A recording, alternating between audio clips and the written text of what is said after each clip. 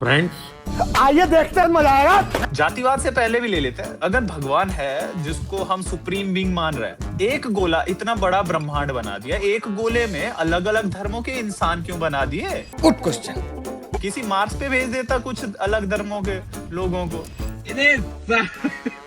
आगे हम लोग जब इसके भीतर घुसे हैं, जब स्टडी शुरू की, तब तो पता चला कि भाई साहब ये तो पूरा एक स्कैम है। ये तो एक पूरा सीरियस स्कैम बना के फंसाया गया है दरअसल, क्योंकि हम तो एथिस्ट ही पैदा हुए थे। अब हमें समझ में आता है कि हम क्या, ये तो अंधभक्त भी एथिस्ट ही बन के पैदा हुए थे। इनके ऊपर तो इनको गुलाम बना दिया। माँ बाप ने अपनी जो गुलामी थी इनके ऊपर थोप दी, उनके माँ बाप ने उनके ऊपर थोपी।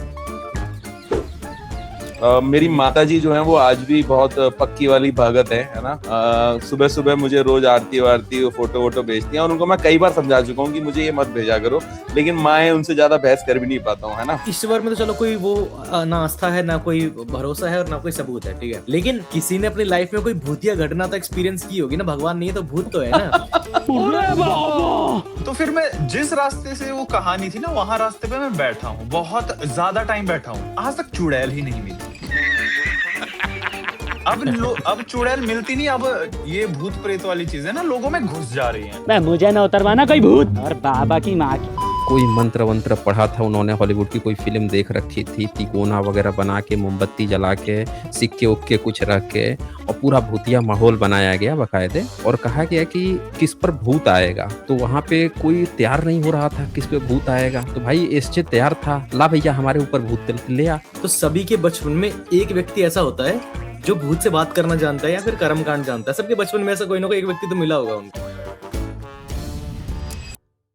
भाई दोस्तों, आप सभी का स्वागत है आज के इस खास चर्चा के अंदर, क्योंकि काफी दिनों के बाद मैं इस पॉडकास्ट को दोबारा रिस्टार्ट कर रहा हूँ, जिसमें हमारे बहुत ही मेरे बहुत फेवरेट लोग जो हैं आपको पैनल पे दिखाई देंगे। साइंस जर्नी सर, राहुल भाई और भरत भाई। तो भाई हम बात करेंगे आज कि हम चारों लोग, हमारी journey from theist to atheist कैसी हुई, हम कैसे बने।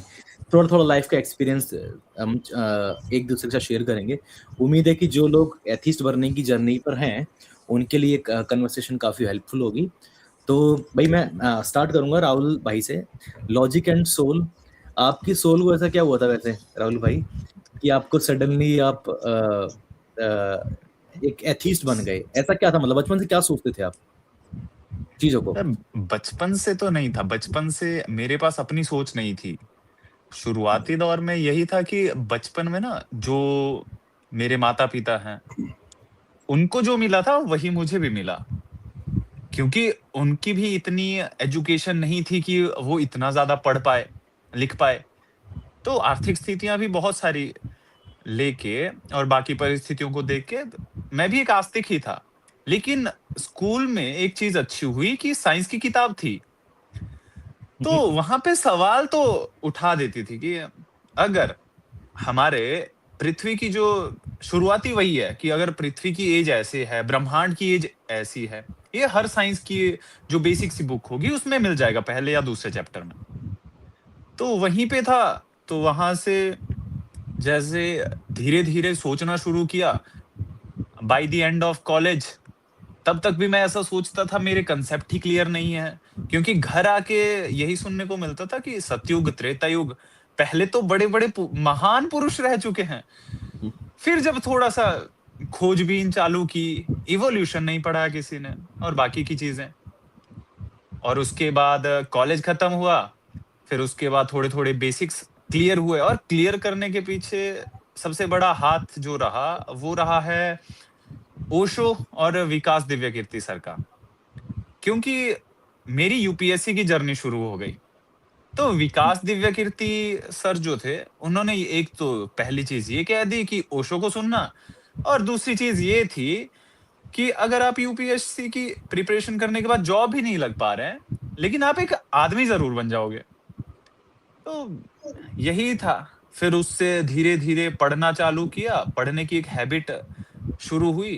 तो वैसे करके आज यही है सामने कि नास्तिकता, और लोग भी वैसा समझते हैं ना कि नास्तिकता यानी अधर्म ही होगा। ये भगवान को नहीं मानता तो सबसे पहले तो ठप्पा मिल जाता है कि भाई ये इंसान हाँ, ये इंसान भगवान को नहीं मानता, हमारे हमारे नियमों को नहीं मानता, रेगुलेशंस को नहीं मानता, समाज को नहीं मानता, तो ये पक्का अधार्मिक होगा। मतलब थोड़ा-सा भी अलग सोच लो समाज से, तो प्रॉब्लम हो जाएगी और वो अभी भी होती ही है। आप सभी के साथ भी हुई होगी, होती आ रही है। आपका मतलब होता ना क्या है कि जैसे कि मुझे नहीं पता कि हम 4 लोग बैठे हुए हैं। हर किसी का हुँ, अपना हुँ। एक अलग वो होगा जॉनर, रीज़न होगा एथिस्ट बनने का जैसे कि लेकिन कुछ लोगों का साइंटिफिक रीज़न होता है। क्या मैंने या साइंस पढ़ी, साइंस पढ़ने के बाद मेरे अंदर अकल आई। कुछ लोग क्या करते हैं कि सोशल उनका कोर्स जैसे कि सोशल कोर्स जैसे कि मैं जावेद अख्तर साहब हैं, वो सोशल हुँ, चीज़ों को समझने के बाद वो एथिस्ट बने, उनके साइंटिफिक उनकी क्लैरिटी नहीं है।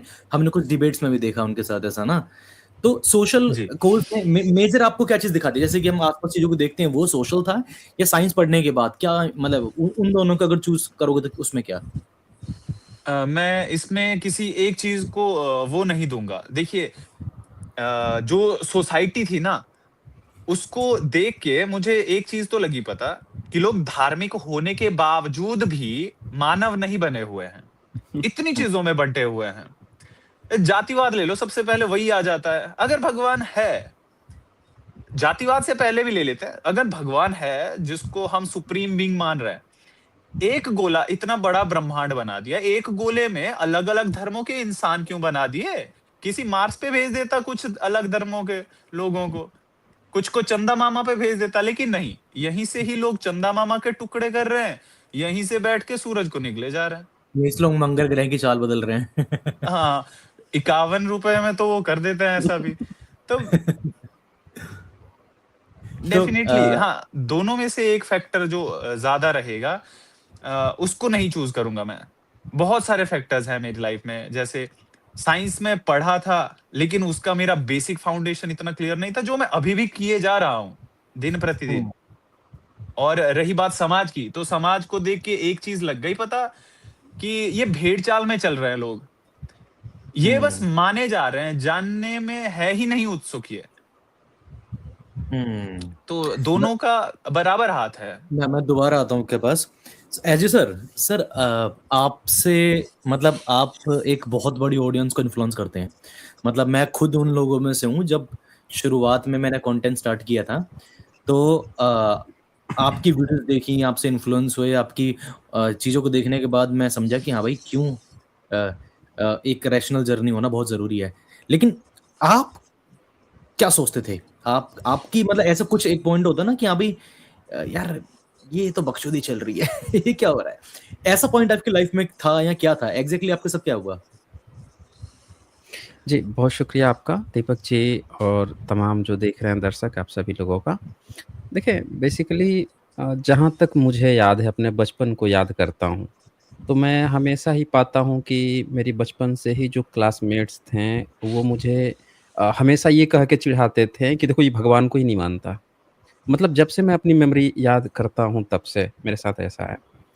हुँ, और तकरीबन मुझे लगता है क्लास 2 में जब रहा होऊँगा, तभी ये सबसे बड़ा मेरे में चेंज आया, जब मैं चीज़ों को समझने लगा और तभी से क्लास 2 में ही बच्चे मुझे चिढ़ाना शुरू कर चुके थे कि देखो ये ईश्वर को ही नहीं मानता, भगवान को नहीं मानता, भूत-प्रेत को नहीं मानता। मतलब उनके लिए एक बहुत बड़ा ऐसा लगता था जैसे 7वाँ ये अजूबा, कोई 7वाँ अजूबा खड़ा हो गया है, इसने कोई बहुत बड़ा नोबेल प्राइज़ कोई जीत मारा है इसने, क्या कर दिया? मतलब भगवान हाँ। को नहीं मानता, भूत-प्रेत नहीं मानता। और तब मुझे एक बच्चे क्या चैलेंज दिया करते थे कि देखो वहाँ बाँसों की झुरमुट है, यहाँ से चलो जंगल में बाँसों की झुरमुट है, वहाँ भूतें आती हैं, प्रेतें आती हैं और तुम दम है तो वहाँ पे तुम अकेले जाके दिखा दो। फिर हम मानेंगे कि तुम वाक़ई में मानते हो या सिर्फ़ झूठ बोल रहे हो। हुँ, तो अब डर तो लगता है लेकिन दिखाने के लिए जाना पड़ता था, तो जाता था मैं। हाँ। छोटा था, बहुत छोटा था, फिर भी जाता था मैं और जाके दिखा के चला भी आता था। फिर इससे ना मुझे कॉन्फिडेंस आ गया, अपने आप पर जो मैं सोचता था उस पे इस इन लोगों के चैलेंज पूरा करते हुए मुझ में और कॉन्फिडेंस आ गया। इन्होंने मेरे कॉन्फिडेंस को और बढ़ा दिया। अब मैं सिर्फ़ बोल नहीं रहा था, प्रैक्टिकली भी उस चीज़ को फ़ील कर रहा था कि नहीं यार ये होते-होते तो नहीं है, कुछ तो है नहीं। तो इसी तरह से जर्नी पड़ी रही और अमूमन जब भी जहाँ भी मैं स्टडी किया, हमेशा इस चीज़ की टकराहट बनी रही कलीग्स में। सबको आश्चर्य लगता था, अगर कोई मुस्लिम से है उसको भी लगता था अच्छा कोई ना कोई तो होता है। इन इन लोगों हम्म, के लिए मैं ये नहीं समझ पाता था कि जैसे हम लोग सोचते हैं कि भाई नहीं है, जब हमारे सामने ही नहीं है, हमें किसी भी चीज़ को फ़ील करने के लिए हमारे पास तो ज्ञानेंद्रियाँ है ना। भई हम्म, हवा हवा हम फ़ील कर सकते हैं, हवा बहती है। हाथ से किसी चीज़ को टच कर सकते हैं, आँखों से देख सकते हैं। भई ज्ञानेंद्रियाँ इसीलिए तो बनी हुई हैं, किसी चीज़ को फ़ील करने के लिए। अब इसी चीज़ में कोई चीज़ खरा ही नहीं उतर रहा है, तो और फिर भी कोई हम पे फ़ोर्स कर रहा है कि फिर भी तुम उसको मानो। मतलब जो हम्म, चीज़ हमारे पास जितने जो इक्विपमेंट्स दिए गए हैं, शरीर का जो हमारा इक्विपमेंट्स है जिससे हम किसी चीज़ को परख सकते हैं, उसमें कोई चीज़ फिट ही नहीं बैठ रहा और फिर भी हम पे फ़ोर्स है कि तुम मानो। और ख़ास बात क्या है कि जो हमें ये फ़ोर्स कर रहा है, उसके पास भी ऐसा कोई इक्विपमेंट नहीं है। वो भी हमारी ही तरह है, वही इक्विपमेंट के साथ। वो भी खुद हम्म, नहीं फ़ील कर रहा, फिर भी हम पे फ़ोर्स डाल रहा है कि नहीं, नहीं तुम तो मान लो भाई। हम भी मान रहे हैं, तुम भी मान लो। तो ये जो छलावा था, ये बचपन में ही समझ में आ गया कि इसमें कुछ है, दिक्कत है। और तभी हमें पता चला कि कुछ लोगों से, साथियों से ऐसा कहीं पे पढ़ने-वढ़ने को मिला कि बुद्ध भी नहीं मानते थे ईश्वर को। तो अभी हम्म, सबसे पहला ऐसा व्यक्ति का मैं नाम सुना कि जो ईश्वर को नहीं मानते थे। अब मुझे थोड़ा-सा और अपने को वो मिला, मतलब बूस्ट अप करने को मिला कि अच्छा ये मैं अकेला भी नहीं फ़ील कर रहा हूँ, और भी लोग थे, पहले भी कोई थे।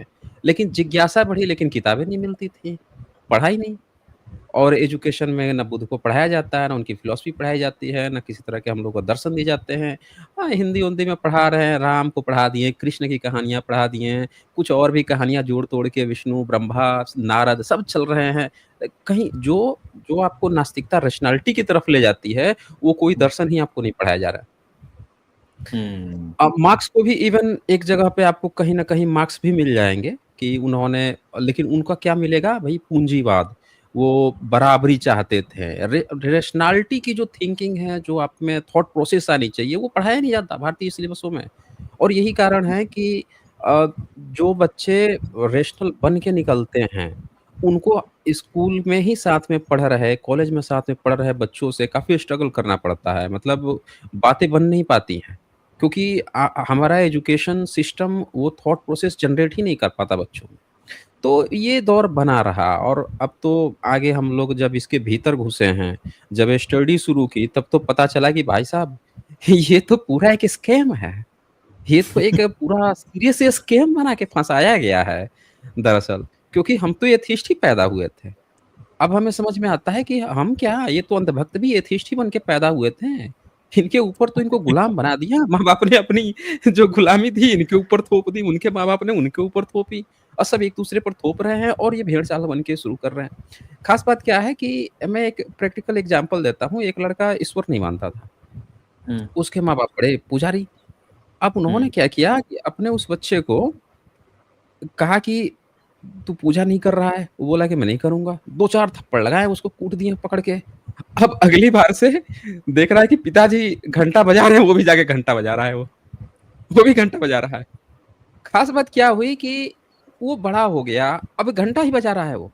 हमने पूछा कि एक बात बता, तू तो पहले मानता नहीं था, तू क्या मानता है? अरे छोड़ो यार पुरानी बातें हैं। वो मान रहा है। कारण हाँ, यहाँ पे क्या देखने को मिल रहा है कि उस पर जो चीज़ें थोप दी गई हैं, बस उसी को वो फ़ॉलो किए जा रहा है, बिना कोई प्रश्न किए हुए। तो इसी तरह से जो आस्तिक बने हुए हैं, वो ऐसे ही बने हुए हैं। जो सोच रहे हैं, डीपली सोच रहे हैं, वो इस चीज़ से बाहर निकल चुके हैं। जी।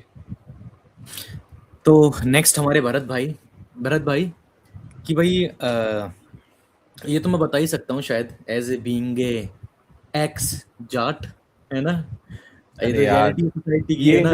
ये इंट्रोडक्शन बिल्कुल नहीं चाहिए था नहीं, दोस्त। एक्स एक्स एक्स बोला भाई, एक्स बोलते हैं ना उसको, कैसे बोलते हैं? एक्स जाट, ठीक है। सही है। तो भाई जिस प्रकार से हमारे देश में है, क्या बताऊं, जिसकी एक बारी को जो सबसे ज्यादा कट्टर जो लोग हैं धर्म के मामले में, वो हमें ओबीसी समाज के मिलते हैं। ठीक बिल्कुल है, सही इस बात बात है। का कोई शक नहीं है। तो उस फैमिली से जब मैं आपसे पहली बार मिला था ना भरत भाई, लिटरली मेरे को ऐसा लगा यार, ये बंदा अब पाखंड करेगा थोड़ी देर में, अब थोड़ी देर में पाखंड करेगा। लेकिन वो दिन कभी नहीं आया। मतलब ऐसा होता है ना कि आदमी दिखाने के लिए एक बारी को बनता है, बाद में परफॉर्मेटिव। घर में जाके वही हाँ वैसे परफॉर्मेटिव है, लेकिन घर में जाके भगवान को आप के साथ आपकी फैमिली, आपका फैमिली में क्या था, और आपकी फैमिली जब पता लगा कि आप एथीस्ट हो, तो वो मैं जानना चाहता हूँ। तो दीपक भाई, जैसा आपने बता दिया, मैं बताता हूँ। हम लोग ना बिल्कुल वेस्टर्न यूपी साइड से आते हैं ना, और एज यू सेड की जाट हैं, तो और वेस्टर्न यूपी के जाट कोई बहुत बड़े जागीरदारी वाले लोग नहीं है, छोटे छोटी लैंड पार्सल्स होते हैं। और पढ़ाई लिखाई से बहुत ज्यादा मतलब इतना नहीं है कि बहुत ज्यादा डॉक्टर बनना है, इंजीनियर बनना है, बस फौज में जाना है, पुलिस में जाना है या फोर्स में जाना है। और यही है, 70% 80% जो रिलेटिव्स हैं वो फौज में है या पुलिस में है या कहीं किसी फोर्स में है ना। तो और यही बताया जाता था बचपन से कि भाई आपने पढ़ाई लिखाई करनी है, ग्रेजुएशन वगैरह करो और किसी फोर्स में चले जाओ, दिल्ली पुलिस में तो तुम्हारा पक्का एडमिशन है ना। मैंने शुरुआत से देखा था घर पे कि किस तरीके से लोग रह रहे हैं। माँ बाप जो हैं वो बिल्कुल रूढ़िवादी सोच रखते हुए, जैसा कि सब घरों में आजकल मिडिल क्लास में देख ही रहे हो आप, कि पूजा पाठ करनी है और सुबह दीपक जलाना है, शाम को दीपक जलाना है, ये वाली आरती करो, वो वाली आरती करो। और इनफैक्ट मैंने अपनी पर्सनल लाइफ के अंदर भी कुछ बहुत करीबी लोगों को खोया। तो वो जो एक पूरा प्रोसेस है ना, पैदा होने के टाइम पे जो पंडित जी का एंट्री होती है, वो तब क्या क्या पूरे कर्म कांड कराते हैं, ब्याह में जो कर्म कांड होते हैं वो किस तरीके से होते हैं, और मृत्यु के बाद जो कर्म कांड है वो क्या होने वाले हैं, और मृत्यु के बाद के जो कर्म कांड है वो किस तरीके से सब दुकान चल रही है ना। मेरी माता जी जो है वो आज भी बहुत पक्की वाली भगत है ना। सुबह सुबह मुझे रोज आरती वारती फोटो वोटो भेजती हैं, और उनको मैं कई बार समझा चुका हूँ कि मुझे ये मत भेजा करो, लेकिन माँ उनसे ज्यादा बहस कर भी नहीं पाता हूँ, है ना।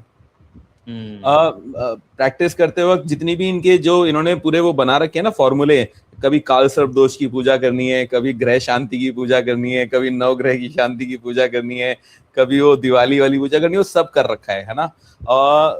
2008 में मेरे साथ कोई एक ऐसा इंसिडेंट हुआ कि मुझे और ज्यादा करीब से इस वो पूरी व्यवस्था को समझने का मौका मिला, है ना। मैं गया जाके भी वहां के पूरे सिस्टम को समझा। मुझे एक बात समझ में आ गई कि दुकानदारी है और कुछ नहीं है, बेवकूफ बनाने वाला सौदा है। उसी समय में 2008 में मेरा इंट्रोडक्शन हुआ बुद्धिज्म से। बुद्धिज्म प्रैक्टिस करना शुरू किया कि हाँ भाई देखते हैं, बहुत रेशनल है, बहुत लॉजिकल है। वो तब तक ये समझ में आ गया था कि ये वाला सारा सिनेरियो है, इसमें तो कुछ नहीं रखा हुआ, सारा ढकोसला है, और ज्यादातर रूढ़िवादी और अंधविश्वासी सोच है कि कैसे हो सकता है कि कोई जो है वो पूरे सूरज को मुंह में ले ले, ये तो बेकार की बात है। कैसे हो सकता है कि किसी का गला काट के किसी और के सर पे लगा दिया जाए, बेकार की बात है। मुंह से कैसे कोई पैदा हो सकता है, ये बातें ना समझ में नहीं आती थी, लॉजिकल लगती थी। तो जब बुद्धिज्म से भी इनकाउंटर हुआ तो उसमें भी ऐसा ही हुआ कि मीटिंग में गया मैं, मीटिंग के अंदर वो जापानीज ऑर्गेनाइजेशन थी, उसमें काफी सारे लोग अपना अपना इंट्रोडक्शन दे रहे थे और बता रहे थे कि यार कैसे उन लोगों का इस ऑर्गेनाइजेशन में आके मेडिटेशन करके, चांटिंग करके भला हुआ, और उन्होंने कैसे अपने ना बुरी सिचुएशन से बाहर आए वो। तब मुझे अच्छा लगा और मैंने इनफैक्ट 10-12 साल मैंने उसके अंदर प्रैक्टिस किया। बहुत सारे कॉन्सेप्ट्स बुद्धिज्म वाले क्लियर हुए, है ना। आई मस्ट से कि बहुत रेशनल है, बहुत इक्वालिटी की बात होती है, कंपैशन वर्ड, एम्पैथी वर्ड, ये जो वर्ड्स हैं इनके जो रियल मीनिंग्स हैं, और करेज का रियल मीनिंग जो है वो यहाँ से सीखा मैंने। लेकिन फिर उसमें भी मुझे एक बात समझ में आई कि यार यहाँ पर भी वही हो रहा है कि मतलब जो बुद्ध ने बोला वो तो नहीं मान रहे, और अपना ही कल्ट बना लिया है, अपनी हिसाब से चल रहे हैं, और सभी लोग ना जो पुराना हो गया वो सोचता है कि मुझे सब पता है, और वो नहीं जान रहा है कि जो बताया गया है ना। तो I left it I think 3 years ago। मैं उस समय मतलब 1-1.5 घंटा चांटिंग करता था, लोगों के घर जाके उनसे मिलता था, उनकी जो डेली मर्रा की प्रॉब्लम्स होती थी वो एज बुद्धिस्ट प्रैक्टिशनर उनके साथ डिस्कस करता था। वो वहां से भी मेरा थोड़ा समझ में आया कि नहीं यार, क्योंकि बात वहां पर भी आफ्टर लाइफ की हो रही है, कॉज एंड इफेक्ट की हो रही है, कि भाई अगर आप कुछ करोगे तो समझ से बाहर हो गया मेरे। तो तब से फिर मैं बिल्कुल ही बंद हो गया। तो जैसा साइंस जर्नी सर कह रहे थे ना कि ये 2 साल या मतलब बहुत कम उम्र में इनको स्कूल के दौरान ही ये पता चल गया, मेरा वो प्रोसीजर नहीं था। मैं तो बिल्कुल 2013, 14, 15 तक, मतलब 17 तक भी मैं ये सोचता था कि नहीं यार जो है वो सही है, ठीक है, चलने दो, करते हैं इसको, है ना। लेकिन बहुत ही क्लियरली स्पष्ट शब्दों में ना मुझे शायद 18-19 के बाद पता चला, जब कोविड आया। कोविड के समय में लोगों के बीच में जो मैंने वो देखा ना कि टकराव था, कि दोस्त की शक्ल देखना पसंद नहीं कर रहा है, लोग मर रहे हैं, बाप जो है वो ग्राउंड फ्लोर पर है, बेटा और बहू फर्स्ट फ्लोर पर है, और उससे ऊपर उसका और दूसरा एक बेटा और बहू है। लेकिन वो लोग भी ना कोविड के दौरान उनको ना ट्रीटमेंट दे पा रहे हैं, और देना भी चाह रहे हैं, तो उनको इतना डर लग रहा है कि उनको कुछ ना हो जाए, तो वो नीचे उतर के नहीं आ रहे हैं, फोन करके बोल रहे हैं कि क्योंकि हम एक फाउंडेशन चलाते हैं और हेल्थ केयर के ऊपर है, तो उसमें हमें बताते थे कि सैनिटाइज करना है, हमने कुछ काम किया था तो हम जाते थे सैनिटाइज करने। तो वो जो लोगों के बीच में ट्रस्ट जो डेफिशिएंट देखा ना, वो उस समय बहुत ही क्लियरली समझ में आया कि अगर कोई होता तो ये सब कुछ नहीं होने देता। जिनके भरोसे पे ये लोग बैठे हुए थे, वो भरोसा एकदम ऐसा चकनाचूर हुआ कि पूछो नहीं। फिर कोई पंडित जी नहीं आए थे शमशान घाट ना, बिल्कुल ऐसा हो रखा था कि लोग लाइन से खड़े हुए थे कि बस मेरे वाले की आग लगा दो। वहां पर बहुत तमाशा हो रहा था, तो मुझे तब ज्यादा समझ में आया। अभी हम क्या करते हैं आज ना, अच्छा हुआ क्लियर हुआ, हम हमारे टॉपिक पे स्टिक रहते हैं, ठीक है, क्योंकि मैं इसके ऊपर मैं अलग से बात करना चाहता हूँ। मैं इसमें आज सर से आज मैंने बात कही भी थी बुद्धिज्म के ऊपर और हिंदुज्म के ऊपर। सो राहुल भाई, आप बड़े शांत बैठे हो, पहले थोड़ा आगे आ जाओ, ठीक है। और एक्चुअली है क्या कि इस पॉडकास्ट में मैं कटिंग वटिंग कुछ नहीं करूंगा, स्पॉन्टेनियसली चलेगा। तो भाई ऐसे सर, मतलब भरत भाई, मतलब आपकी लाइफ में, चलो ये तो चलो ठीक है, मैं मेरा बाद में बताऊंगा सबसे लास्ट में, कि भाई ये तो चलो ठीक है, अपने ईश्वर को हर किसी को ना मानने का अपना अपना रीजन, ना कि कोई एथिस्ट बन गया। नहीं यार, वो बात हो रही थी ना, मानने वाली जानने वाली, राहुल ने बोला भी था, है ना। हाँ। वो मानना बिल्कुल क्रॉस है, किसी चीज को नहीं मानना है। Until and unless I don't know, I will not comment on it. No, मतलब नहीं करूंगा, है ना। तानताए लेके जा रहा है उसकी, मैं कह रहा हूँ एथिस्ट बने ना फिलहाल, हाँ। जिस तरह से बने, whatever your way, आप एथिस्ट तो बने, ठीक है। हाँ। तो वो ईश्वर में तो चलो कोई वो ना आस्था है, ना कोई भरोसा है, और ना कोई सबूत है, ठीक है। लेकिन भूत में तो होगा ना आप में से किसी का, मतलब कोई ऐसा तो होगा, किसी ने अपनी लाइफ में कोई भूतिया घटना तो एक्सपीरियंस की होगी ना, भगवान नहीं है तो भूत तो है ना। तो वही राहुल भाई आप बताओ थोड़ा सा जैसे ना, मैं थोड़ा थोड़ा करके, मैंने कहा था कि मैं थोड़ा थोड़ा करके एक्सपोजर करके साइंस को पढ़ता गया। मैं बायोलॉजी का स्टूडेंट नहीं था, आज के टाइम पे मैं पता नहीं कितनी बायोलॉजी पढ़ ली। साइकोलॉजी नहीं जिंदगी में पढ़ी, वो भी पढ़ी। फिलोसफी नहीं पढ़ी, उसको भी पढ़ रहा हूँ।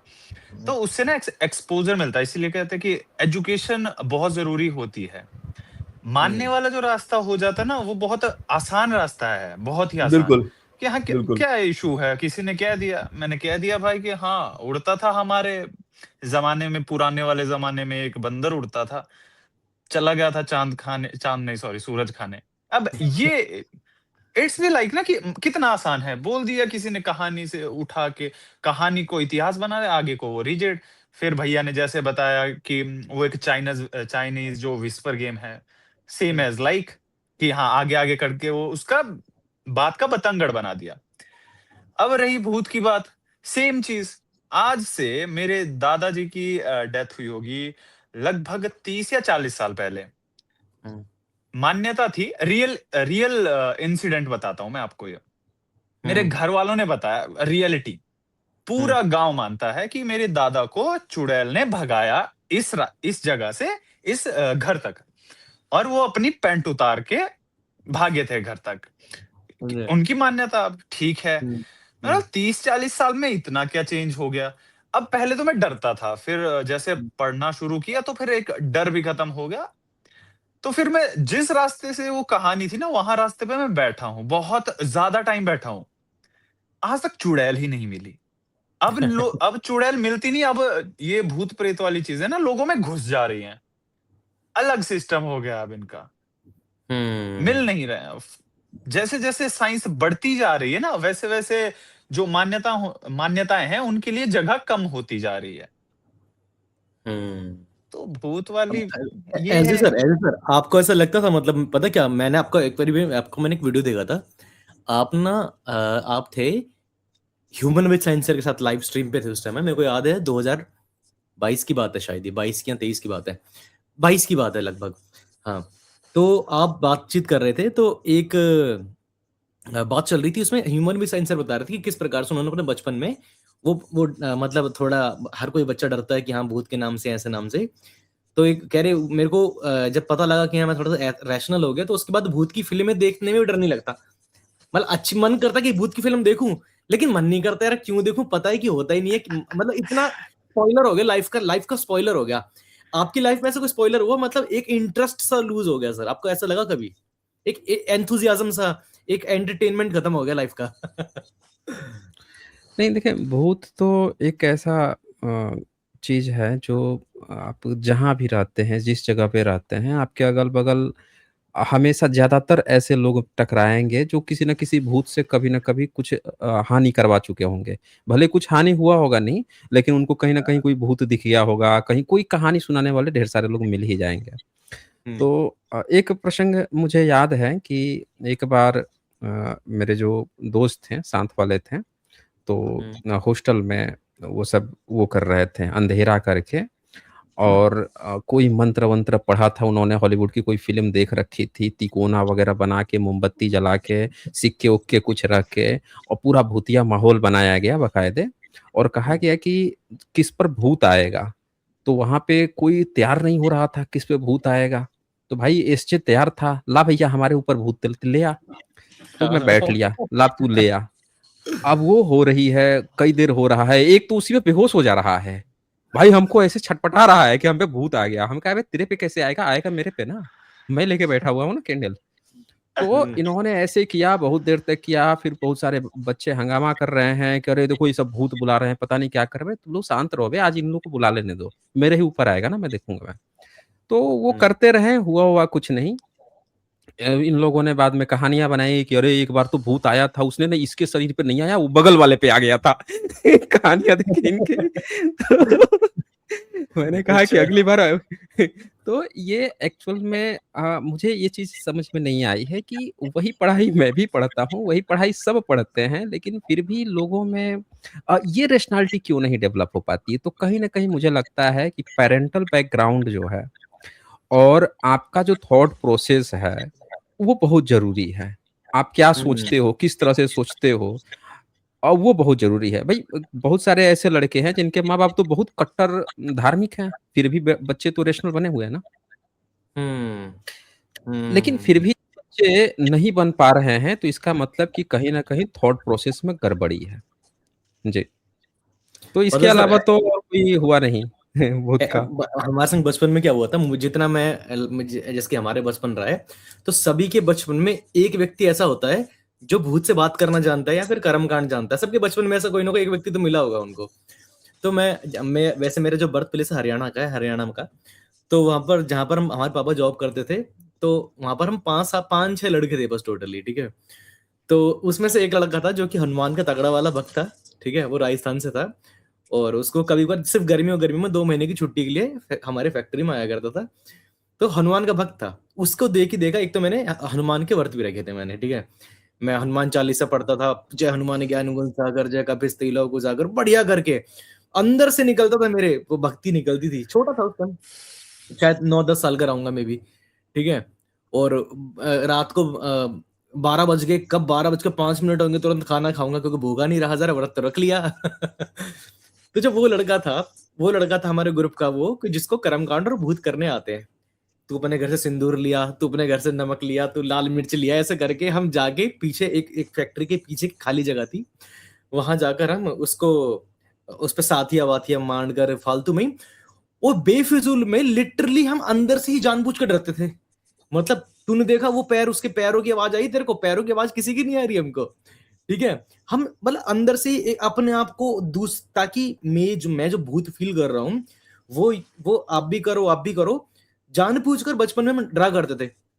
उसने बोल दिया देख अब सफ़ेद कलर का देखो चादर ओढ़कर वहाँ पर आपको रात को डील रखो, कुर्सी पे कोई बैठा हुआ मिलेगा। तो हम जानबूझ के किया करते थे। मतलब अपने बचपन को, फ़ोन तो था नहीं। अब फ़ोन होता तो आज तो इंस्टाग्राम रील चला रहे होते। अपने बचपन को, खेल को एंटरटेन करने के लिए मैंने भूतों का बड़ा सहारा लिया, मैंने तो आपको बताऊँ, ठीक है?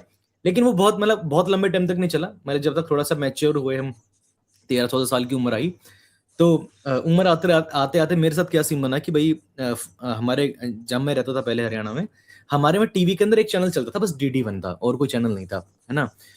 तो जब मैं अपने यहाँ पर होम टाउन में शिफ्ट हो गया उसके बाद, तो यहाँ पर हमारे थी डिश लगी हुई थी। डिश पे चलता था डिस्कवरी चैनल। मैंने कहा ये तो कुछ अलग है ये तो, है ना? और डिस्कवरी चैनल पर मैं पूरे-पूरे दिन देखा करता था। क्या नाम है? मैन वर्सेस वाइल्ड आया करता था, फैक्ट्री मेड आता था और एक शो आता था सर स्टीवन हॉकिंग का, द थ्योरी ऑफ एवरीथिंग, ऐसे कुछ उसका मतलब उसका शो का नाम था। तो मैं उससे बड़ा इन्फ्लुएंस हुआ बचपन में। हालांकि क्यूरियोसिटी बचपन सी थी कि तारों को देख रहे हैं, चांद को देख रहे हैं, क्योंकि फोन तो था ही नहीं, वही बात है ना। तो कैसे चीजें हुई, हालांकि उस समय पर थोड़ा थोड़ा भगवाना बिलीफ था क्योंकि फैमिली का भी वैसा था। तो लेकिन जब हम हरियाणा से जब मैं अपने होम टाउन में शिफ्ट हुआ और जब मैंने चैनल देखे, बहुत बड़ा रोल है मेरी लाइफ में मेरे एथिस्ट बनने का, कि जो मैंने डिस्कवरी जैसे शो देखे, है ना, वो मेरे बहुत बड़ा रोल प्ले किया। क्योंकि मैं गली मोहल्ले में निकल रहा हूँ तो वही वहां पर फालतू की बातें चल रही हैं, अलग ही लेवल के भभूत जला के बैठा है, कोई कुछ जला के बैठा है। तीसरे दिन कोई मर रहा है तो कोई भभूत जल रही है, गंधक जल रही है, तीसरे दिन ऐसा कुछ हो रहा है। बट मुझे लगा यार क्या चल रहा है। तो टीवी देखा करता था मैं, तो टीवी शोज देखना, नेशनल ज्योग्राफी देखना, वो मेरे लिए मेरी लाइफ का बहुत इंपॉर्टेंट फेज था।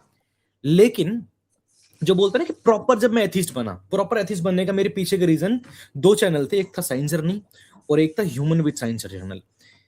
वो इसलिए था, साइंस जर्नी सर आपके चैनल ने मेरी हेल्प करी हिस्टोरिकली काफी सारी चीजों को क्लियर करने के लिए, कि मतलब हिस्टोरिकली चीजें मेरी क्लियर होनी चाहिए कि भाई हिंदू क्या, ये हम क्या है, जिस फैमिली बैकग्राउंड से मैं आ रहा हूँ, कि हमारी क्या औकात है, वो मेरे को समझ आई पहले। और उसके बाद फिर मेरे को लगा चलो ठीक है भगवान नहीं है, तो फिर मेरे माइंड में फिर वही सवाल, भले मैंने बायोलॉजी पढ़ी थी, मैंने बहुत सारी फिजिक्स वगैरह पढ़ी थी, लेकिन मैंने उसको उस तरह से नहीं पढ़ा था जैसे एज एथिस्ट मेरे को समझना था। फिर ह्यूमन भी साइंस सर ने उसने मेरी बड़ी हेल्प करी, कि उन्होंने जिसकी उनकी मैं देख रहा हूँ कि इंसान कैसे आया, तो वहां पर एवोल्यूशन की 4-5 घंटे की चर्चा चल रही है ना, पूरी रात चर्चा चल रही है, फिर एवोल्यूशन चल रहा है। तो सवालों के जवाब जब तक मेरे को नहीं मिले थे पूरी तरह से लाइफ के, है ना, जब तक मैं थीस्ट के पॉइंट से देखता था, मतलब मैं चाहता था कि मुझे भगवान मिले, मतलब मेरी कोशिश हमेशा ये थी, क्योंकि यार मेरे को बड़ा दुख होता था यार भगवान नहीं होंगे ऐसे कैसे हो जाएगा यार, मैंने तो व्रत रखे हैं, है ना। लेकिन जब ये वाली चीज जब मेरे को पता लगा कि हाँ दीपक फाइंड आउट कर रहा, मेरे को नहीं मिला, उसमें मेरी लिटरली में हेल्प हुई ह्यूमन विद साइंस सर और साइंस जर्नी सर ने मेरी वाकई काफी हेल्प करी सिर्फ सवालों को फाइंड आउट करने में। और मेरा जो मेजर रीजन था, मेरे दोनों थे एथिस्ट बनने के, पहला मेरा मेजर रीजन था सोशल, जो मैंने डिस्क्रिमिनेशन देखा हरियाणा से। जब मैं मेरे होम टाउन में शिफ्ट हुआ, हरियाणा में तो मैंने इतना नहीं देखा था क्योंकि जिस फैक्ट्री में हम रहा करते थे वो ऑक्यूपाई थी और वहां पर हर प्रकार का मजदूर वगैरह आता था। लेकिन जब मैं मेरे होम टाउन में शिफ्ट हुआ, जब मैंने यहाँ पर देखा कि मोहल्ले में जातियों के यहाँ से बटे हुए हैं, और यहाँ आके पता लगा कि अच्छा तू दीपक किस जाति का है। मतलब सोचो मेरे को 14-15 साल की उम्र में मेरी जाति पहली बार पता लग रही है। मेरे स्कूल के अंदर SC ST OBC का जो वो है कॉलम, मेरे को पता नहीं क्या भरना है, क्योंकि उससे पहले मतलब स्कूल के खुद ही कर दिया करते थे प्राइवेट स्कूल में। सरकारी में आके मुझसे पूछ रहे हैं कि तुम्हारी जाति क्या है। मैं मम्मी से अगर पूछ रहा हूँ मम्मी मेरी जाति, मम्मी हमारी जाति क्या है, मम्मी कह रही ये है। मैंने कहा अच्छा कि हाँ, तो मम्मी इसमें क्या लिखना है कि इसमें ये वाला SC ST OBC जो ये वाला कॉलम भरना है। तो सोशल था, सोशल ने मेरे को ट्रिगर किया, और उसके साइंटिफिक मैंने प्रूफ लेने के लिए फिर मैंने साइंस का इस्तेमाल किया। तो मेरे से तो ये रहा भाई, मैं तो इसलिए मैं तो एज ए सर के लिए बड़ा थैंकफुल हूँ लिटरली। और ह्यूमन सर हमारे बीच में नहीं है, उनका भी मैं बड़ा थैंकफुल हूँ हमेशा से, कि उनके मतलब, और कोइंसिडेंटली हुआ कैसे ये भी बता देता हूँ शॉर्ट में, कि मेरे पापा 2021 में एक्सपायर हुए थे कोविड की वजह से। उससे पहले मैं एथिस्ट की जर्नी पर चढ़ चुका था, लेकिन जब पापा एक्सपायर हुए थे ना, तो जब एक फेज में होते हैं ना, इमोशनल फेज में, हमारी फीड भी सोशल मीडिया की वैसे हो जाती है। तो उस दिन एक चैनल मेरे सामने आया, चैनल था रियलिस्ट आजाद का, और मैंने क्लिक करके बस मैं सुनने लगा, मैं सिर्फ बंद करके फोन डिस्प्ले करके सुनता था पूरी रात। फिर मेरे को समझ, जब वो उनकी डिबेट चल रही, उनकी बातचीत चल रही है, फिर एक दिन मेरे पास साइंस जर्नी सर का चैनल टकरा गया। फिर मैंने कहा भैया ये बंदा तो वन मैन आर्मी है। तो फिर इन सर को मैंने सर के साथ मेरे को काम करने का मौका भी मिला। तो फिर मेरे लाइफ में जब चेंज आया ना, लिटरली में तो 2020 के बाद आया मेजर, उससे पहले टेंडेंसी और मेरे अंदर पार्टिकल थे एथिस्ट वाले। तो ये था मेरे साथ। तो सो बहुत बढ़िया, बहुत बढ़िया। सेम वैसे मुझे भी बहुत समय से ना लोग रिकमेंड कर रहे हैं लाइव में आके साइंस जर्नी यूट्यूब चैनल पे जुड़िए। मैं मतलब डिबेट करवाने के लिए जुड़वा रहे हो या क्या? मुझे ये पता नहीं। हाँ, मैंने यही सोचा क्योंकि वही लेके आते हैं। फिर नहीं, फिर मैंने देखा कि भाई हाँ, कोई और लोग भी हैं जो इस सोच को बिलोंग करते हैं। बहुत सारे लोग मिले। पहले जब अच्छा ये बताओ लगता था ना कि अकेला। राहुल भाई, मैं ये जानना चाह रहा हूँ, आचार्य प्रशांत वाला एक्सपीरियंस बताओ थोड़ा सा यार मेरे को। अरे भैया थोड़ा अरे रियलिटी बताऊं, मैं आचार्य प्रसाद को बहुत सुनता था क्योंकि मुझे लगा कि बाकी धार्मिक लोगों से बेटर बंदा है। ठीक है, ओके, ठीक है। मुझे ऐसा लगता था पहले कि भाई मैं इतना ज़्यादा रिजिड हो चुका था, फैन था, फैन ही समझ लो, कि मैं ये तक सोचता था कि ये इंसान अगर मर गया तो मुझे रास्ता कौन दिखाएगा? अ, अरे बी लाइक कि अरे खोपड़ा नहीं है क्या अरे तेरे में राहुल? ये क्या था तेरे भाई? पास अपना खोपड़ा है, अपना रास्ता खुद देख, पढ़। नहीं, एक इंसान है वो बहुत अच्छा समझाता है। हाँ, फिर मैंने 4 या 5 किताबें पढ़ी, हाँ, same to same example copy किए हुए हैं, पेस्ट करके वहां पे उन्होंने। अच्छा। तो हम्म मुझे थोड़ा आभास हुआ कि नहीं, अभी फिर एक अर्पित सर भी है, अर्पित अर्पित द्विवेदी। एक्सप्लेन करके हाँ, हम्म, अर्पित एक्सप्लेन करके ऐसा कुछ होगा। चैनल। तो हाँ, उन्होंने उनके ऊपर एक आई थिंक डिबंक वीडियो बनाई थी सवालों हाँ, की। हम्म। मैं इतना रिजिड हो चुका था कि मैं बोलता ये एथिस्ट, इसका हिम्मत कैसे हुआ सवाल उठाने की? तू मैं, हाँ, मैं लाइन पे तो था कि हाँ मैं भी सवाल तो करता रहता था, हम्म, लेकिन मैं उनके खिलाफ सवाल नहीं कर पा रहा था ना। तो मैं हाँ, वैसा कि यार ये इंसान कभी अगर डिबेट कर लेगा तो भाई सामने वाला तो इसे कच्चा चबा जाएगा, मतलब आचार्य प्रसाद कच्चा चबा जाएगा। मैं ये हम्म, सोच रहा था। हम्म। फिर मुझे धीरे-धीरे पता चला कि वो तो डिबेट ही नहीं कर रहे हैं भाई साहब, वो तो आके उनका तो अपना अलग जॉनरा बन चुका है कि वो तो धर्म की किताबें ही बेचने में लगे हुए हैं। और नहीं, हाँ, वो तो मोदी की तरह ग्रेट। आते हैं, अपनी अपनी बात कहते हैं, मेरे को दूसरे की नहीं सुननी और कह के चले हाँ, जाते हैं, यस। ये चीज है। 2022 के बेसिकली करीब में हाँ, हमने ओपन चैलेंज दिया था और हम्म, तब बंदे ने लाइव में ही स्ट्राइक मार दिया। हाँ, हाँ, मेरे को याद है, मेरे और को याद है, मेरे को हाँ याद है। हाँ हाँ हाँ तो बंदे को लाइव में स्ट्राइक मार के और 1 हफ्ते के लिए हम लोग का चैनल बंद पड़ा हुआ था। तो ये हाँ, हाँ, आचार्य हाँ, हाँ। प्रशांत है जिसको डिबेट नहीं कर सकता बंदा एथिस्ट लोगों से, और गलत व्याख्याएं करते हैं। ये बताते हैं कि शिवलिंग को चिन्ह बताने लगते हैं। मतलब इतना भी मत हो जाइए कि आपकी किताब आपके सामने खोल दी जाए तो आपको बेशर्म होना पड़े पब्लिक के सामने। इतना झूठ हम्म। कम से कम मत बोलिए। हुँ। तो ये नहीं, ये तो इनकी कहानियाँ हैं। ये चीज ना मेरे को भी ऐसा लगा, मैंने कई बार वीडियो, मेरे को तो ब्लॉक कर रखा है आचार्य प्रशांत ने, कि सवाल कैसे कर रहा हुँ, है। और मेरी 3 आईडी तीनों से ब्लॉक कर रखा है, जा जाके बाकायदा, हालांकि खुद ने नहीं किया होगा, टीम ने किया होगा, बट टीम को भी तो बुरा लग रहा है ना कि मेरे गुरुजी हैं, है ना? हुँ, तो ये चीज मतलब है अधिकतर धर्मगुरुओं के अंदर। लेकिन अच्छा, एज ए सर, आपको क्या लगता है कि जो हुँ। ओशो की जो वो है नास्तिकता की जो विचार हैं ओशो का, आपने अगर सुना हो तो आप उससे क्या रिलेट करते हैं? मतलब क्योंकि जितना मैं समझा हूँ कि ओशो ने ना हमेशा इस्तेमाल किया, मतलब कोई बुरी बात नहीं, इस्तेमाल करना अच्छी बात है, हम किसी की रेफरेंस ले रहे हैं, वो बुद्धिज्म का इस्तेमाल किया ओशो ने, है ना? तो आपको क्या लगता है कि ओशो के नास्तिकता में और कुछ आपको डिफरेंट लगा? क्योंकि वो भगवानों को भी कभी कभार मैंने सुना था कि जिसके शिव जी का नाम लेकर वो अपनी बातें कहते थे, उसका रीजन क्या था मुझे लिटरली में नहीं मालूम। तो आपको क्या लगता है सर इस बारे में ओशो को लेकर? देखिए, एक्चुअल में मेरा तो ये मानना है कि प्रश्न हर व्यक्ति पे खड़ा किया जा सकता है। मुझे हम्म, बुध पे प्रश्न खड़ा करना हो तो मैं बिल्कुल संकोच नहीं बरतूँगा, मैं खड़ा कर दूँगा। मुझे पॉइंट मिले मैं खड़ा करूँगा। हम्म, ओशो में क्या चक्कर है कि ओशो के इंटरनेशनली काम किए हैं। तो भारत में जो उन्होंने काम करने का प्रयास किया, तो यहाँ पे चल नहीं पाया। यहाँ पे वो जैन परिवार से थे, जैन लोग तो कपड़े भी नहीं पहनते, दिगंबर, कपड़े ही नहीं पहनते भाई साहब। तो वो कांसेप्ट कहाँ भारत में चलने वाला है? नहीं चलने वाला। भारत में कहाँ बुर्का की और पर्दे प्रथा हमने चला रखे हैं, वहाँ पे आप ऐसा नहीं चल पाया। उनको विदेश में उनका कांसेप्ट चल गया। बाहर पे जब वो अपना रजनीश ओशो जब प्रचार करते हैं, वहाँ पे चल जाता है। फिर ड्रग्स-वग्स का मामला होता है, फिर भारत आते हैं। अब जब वो भारत में जाते हैं तो दुनिया को देने के लिए सिर्फ़ आप ये कहोगे कि हाँ भैया संभोग से समाधि की ओर इससे थोड़े चलेगा, आपको कुछ फ़िलॉसफ़ी भी तो देनी पड़ेगी। तो है क्या आपके पास देने के लिए? पूरी दुनिया में किसी भी धर्म के पास कोई फ़िलॉसफ़ी है नहीं। आप किसी भी दुनिया के धर्म से पूछ लीजिए कि भैया आपके पास दुनिया को मानवता को देने के लिए क्या फ़िलॉसफ़ी है? नहीं है। तो वहाँ पे इनको बुध का इस्तेमाल करना पड़ा क्योंकि बुध एकमात्र ऐसी शख्सियत हैं जिनको इंटरनेशनली रिकॉग्नाइज़ किया जाता है फ़िलॉसफिकल भी मामले में। तो इसलिए ये बुध का सहारा लेने लगे। और भारत में आप जानते हैं, भारत में बुद्ध से कोई परिचित नहीं है, क्योंकि भारत में सब लोगों को अनपढ़ बना के रखा गया था। हम तो बुद्ध को भूल चुके थे, हमारी यूनिवर्सिटी जला दी गई थी, लिपि भाषा सब तोड़ दी गई थी। सम्राट अशोक के इंस्क्रिप्शन को तो ब्राह्मण बनारस का पंडा बता रहा है कि भैया ये भीम की गदा है, भाई भीम की गदा है ये, और इस पर बनारस का उल्लेख है, भीम जी ने बनारस का वो लिखवा रखा है, छपवा रखा है। तो हम तो जानते ही नहीं थे। और जब अनपढ़ थे तो हम स्कूल में गए, स्कूल में हमारे पुरखे गए तो भैया उनको कहा तुम हिंदू हो, वो खुश हो गए कि हाँ हम हिंदू हैं। अरे पंडित जी कह रहे हैं हम हिंदू हैं, चने के झाड़ पे चढ़ गए, अरे भैया हम हिंदू हैं, आइडेंटिटी मिल गया। आइडेंटिटी लेस थे भाई, बहुजन आइडेंटिटी लेस था ना, एससी एसटी ओबीसी सब आइडेंटिटी लेस थे।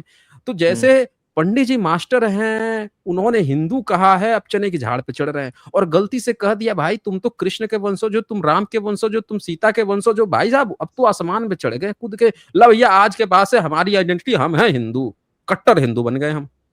तो ये हमारे भारत में सारे बहुजनों का ये हाल है। कहाँ से बुद्ध को जानेंगे भाई? बुद्ध से जानने के लिए तो सारे मंदिर बंद करने पड़ जाएंगे, फिर दान पेटियां बंद हो जाएंगी, दान पेटियां बंद हो जाएंगी। भाई बुद्ध तो क्या कह रहे हैं, क्या दोगे? वो तो खुद कह रहे हैं भिक्षुओं से कि बच्चे सिर्फ उतना ही दान पात्र में लेना जितना खा सको, और 12 बजे 1 बजे के बाद से तो रात को खाना ही मत खाना। दिन में एक बार दोपहर में खा लेना, रात में तो खाना ही नहीं खाना। वो तो कुछ बात ही नहीं कर रहे हैं। यहाँ तो सोने चांदी पैसे लूटे जा रहे हैं। तो ये पूरा सिनेरियो हम टोटल मिलाकर देखते हैं कि जो ओशो हैं उनके पास अगर कुछ था तो सिर्फ बुद्ध की ही फिलॉसफी बचती है, जो मानवता, करुणा, प्रज्ञा की बात कर रही है। समझ रहे और ना? दोस्तों एक ये ना एथिस्ट में बोलिए सर बोलिए। और एक एथिस्ट और एक ह्यूमनिस्ट में जो या बुद्धिस्ट कह सकते हैं, उन दोनों में जो कॉमन पैरामीटर है वो तो ये है कि भाई दोनों ईश्वर नहीं मानते, पाखंड नहीं मानते, लेकिन बुद्धिज्म एक करुणा का पॉइंट और जोड़ देता है। ठीक है ना? करुणा और प्रज्ञा का मतलब आपको अब प्यार करने की भाषा, हर जीव जंतुओं से भी एक आत्मीयता। जैसे अभी क्या है कि एक एथिस्ट है, लेकिन अगर उनके अंदर जातीय गर्व है तो वो ना किसी एससी एसटी ओबीसी का दर्द नहीं समझ सकता है, जीव जंतुओं का दर्द नहीं समझ पाएगा। नास्तिक बन गया है, दर्द नहीं समझ पाएगा, वो उस पर फील नहीं आ पाएगी।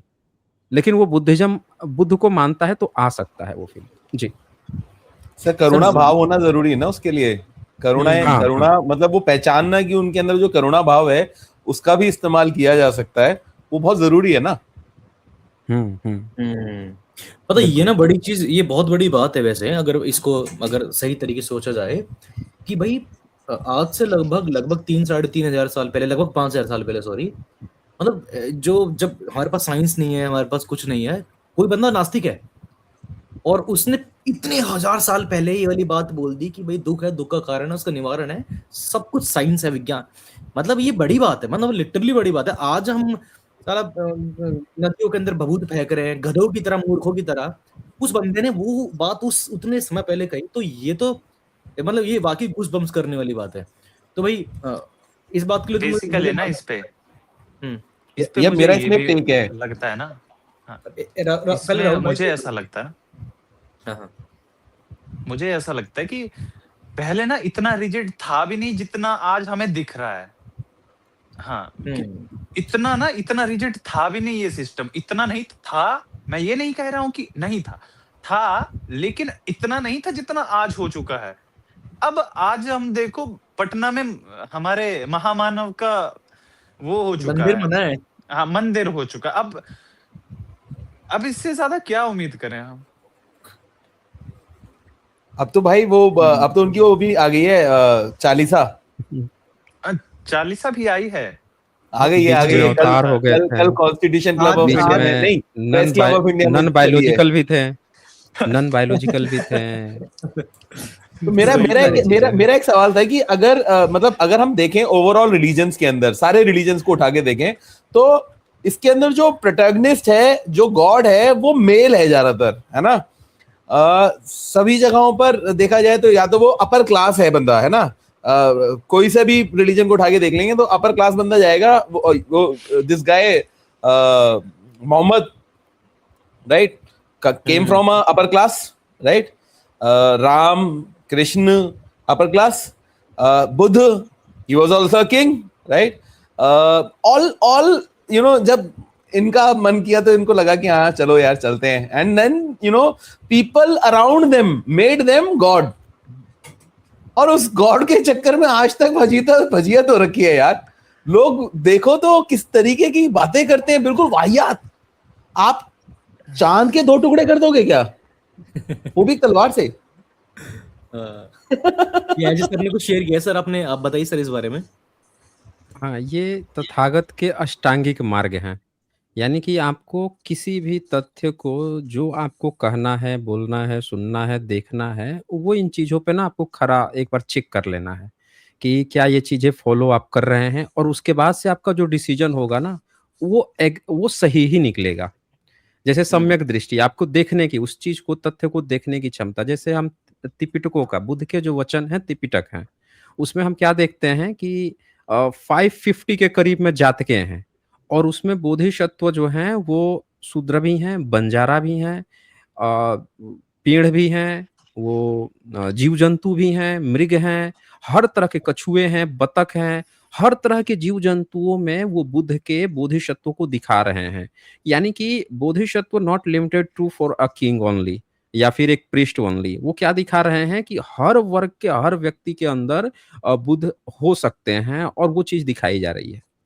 तो ये बुद्धिज्म में या बुद्ध को देखने का जो तरीका है वो हमें थोड़ा-सा समझना पड़ेगा। एक तौर पे आपको लगेगा कि भई चलो, अच्छा, जैसे कृष्ण की बात आई अभी कि कृष्ण अपर क्लास है। जबकि आप बुद्धिज्म को अगर आप देखते हैं तो उसमें जो वासुदेव है वो अपर क्लास नहीं है। उसको चोर उचक्का बताया गया है।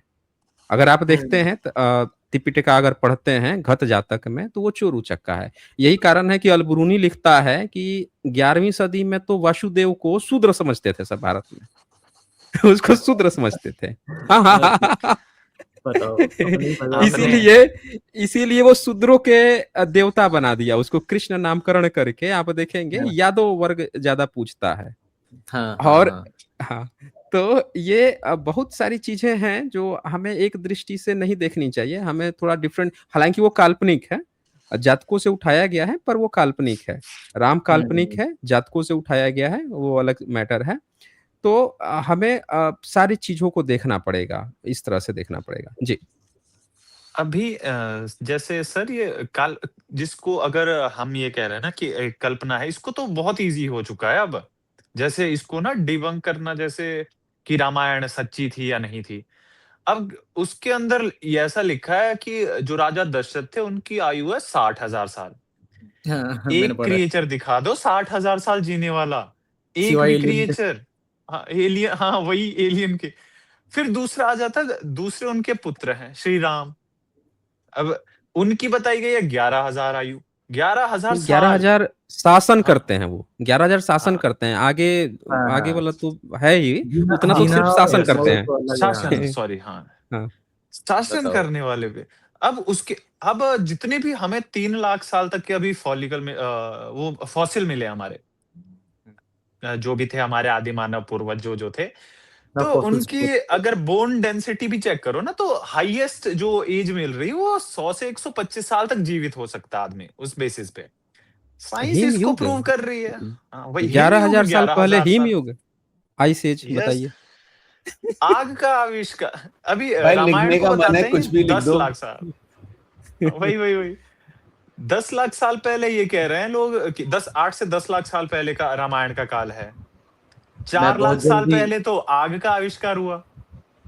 मैं बताता हूँ, मैं बहुत जल्दी लिखने वाला हूँ कि साइंस जर्नी नाम के एक भगवान थे, वो ऑनलाइन आते थे, बस किसी ने नहीं देखा। अल्लाह की तरह थे। साइंस जर्नी का लोगो लगा के उसके ऊपर चद्दर चढ़ाया करो, क्योंकि किसी ने देखा तो है ही नहीं। So, फिर मतलब दोस्तों, आपका बहुत शुक्रिया। 1 घंटे प्लस का हमारा ये बातचीत हो चुकी है। लोग भी जो सुने वो भी बोर ना हो जाए। So thank you so much आपका आने के लिए, और मैं उम्मीद करता हूँ कि हम फ्रिक्वेंटली इस प्रकार की चर्चाएं करते रहेंगे अलग अलग मुद्दों पर। कभी पैसा या नाम, इस ऐसे मुद्दों पर, पैसा या नाम, सेक्स या पैसा, सेक्स, ऐसे मुद्दों पर हम चर्चा करते रहेंगे। So thank you so much for having you. Thank you so much Anjan sir, Rahul भाई और भरत भाई, thank you so much. Thank you.